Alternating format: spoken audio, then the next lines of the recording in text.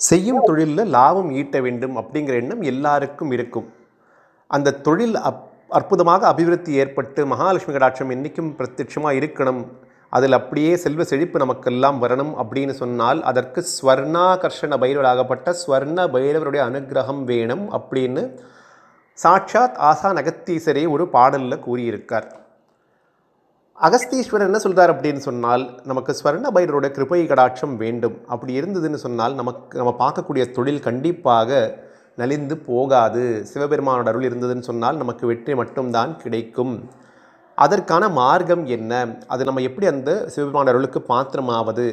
வெறும் 108 முறை மட்டுமே. இந்த வெறும் அப்படிங்கிற வார்த்தை எதுக்காக சொன்னால், நம்ம 108 முறை அப்படின்னு சொன்னாலே போரும். ஆனால் 108 முறை மனதை இருத்தி இறைவன் மீது பக்தி வைத்து அவன் பாதங்களை தியானித்து ஆசான் அகஸ்தீஸ்வருடைய பாதங்கள் பணிந்து பிறகு இந்த மந்திரத்தை 108 முறை ஏற்றினோம் அப்படின்னு சொன்னால் கண்டிப்பாக தொழில் பலிக்கும்.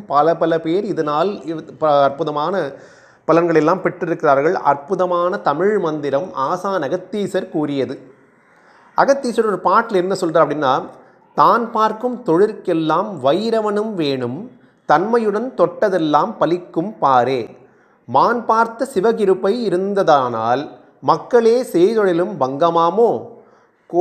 கோன் பார்த்த குறுமுடிக்க அருகில் நின்று குணங்குறிகள் தவறாமல் மனதிற்றோணி வான் பார்த்த கருவெல்லாம் வெளியதாக மக்களே தோணுமடா மகிழ்ந்து பாரே அப்படின்னு அந்த பாடலில் சொல்ல ஆரம்பித்து அதற்கு பிறகு அந்த ஸ்வர்ண பைரவ மந்திரத்தை எப்படி உச்சரிக்க வேண்டும், அந்த ஸ்வர்ண பைரவோட மந்திரத்துடைய அமைப்பு என்ன அப்படிங்கிறத ஆசான் நமக்கு கூறி அருளியிருக்கார்.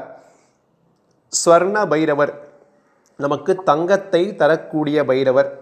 இன்றைக்கி நம்ம எல்லாருக்குமே தெரியும் எப்படி தங்கம் அதோட விலை ஏறி இருக்குது அப்படிங்கிறதெல்லாம் பார்க்குறோம். உண்மையிலேயே செப்பு தங்கம் ஆகும் அப்படின்னு திருமூலர் எதை சொல்கிறாருன்னா, நம்மளுடைய மனசு செப்பு போல் இருக்கு இல்லையா, இறைவனாகப்பட்ட சிவபெருமான் பாதங்கள் பணிந்தோம் அப்படின்னா அந்த மனசு தங்கமான மனசாகும். அதுதான் உண்மையான ரசவாதம்.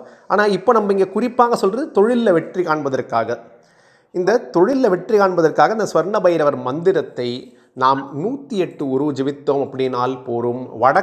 வடக்கு முகமாக அமர்ந்திருந்து விநாயகப் பெருமானை வேண்டிக் கொண்டு, நம் குலதெய்வத்தை வேண்டிக் கொண்டு, நம்மளுடைய குருவாகப்பட்ட ஆசான் அகஸ்தீஸ்வருடைய பாதங்களில் பணிந்து வேண்டிக் கொண்டு இந்த மந்திரத்தை நாம் 108 முறை ஜெபித்தோம் அப்படின்னு சொன்னால் பிரத்யட்சமாக ஸ்வர்ண பைரவர் நமக்கு தோன்றி தொழில அற்புதமாக பலன்கள் எல்லாம் நமக்கு இன்றைக்கும் வருமாறு அவர் செய்து வைப்பார். இப்பொழுது அந்த மந்திரத்தை பார்த்து விடுவோம். ஓம் ஸ்ரீங் என் முன்னே சொர்ணரூபா வாவா, நான் எடுத்த கருவெல்லாம் கைவசமாய் செய்து வைக்க வாவா. ஓம் ஸ்ரீங் என் முன்னே சொர்ணரூபா வாவா, நான் எடுத்த கருவெல்லாம் கைவசமாய் செய்து வைக்க வாவா. ஓம் ஸ்ரீங் என் முன்னே சொர்ணரூபா வாவா, நான் எடுத்த கருவெல்லாம் கைவசமாய் செய்து வைக்க வாவா அப்படிங்கிறது தான் இந்த ஸ்வர்ண பைரவருடைய மந்திரம். நமக்கு ஸ்வர்ண பைரவரை தரிசனம் பண்ணணும் அப்படிங்கிற மனசில் எண்ணம் வந்தது அப்படின்னால் ஒரு உபாயம் இருக்குது.